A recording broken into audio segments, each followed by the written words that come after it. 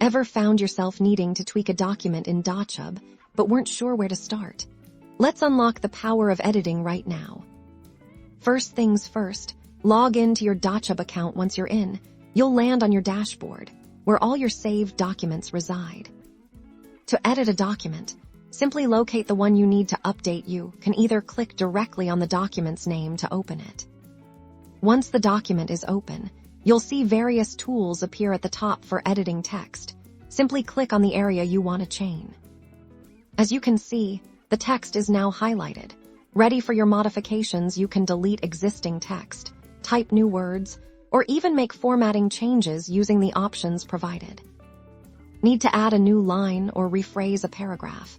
Just place your cursor where you want the change and start typing. The editing experience is designed to be intuitive and straightforward. Dochub also offers tools to add new text boxes, images, or other elements if your document needs more than just text adjustments.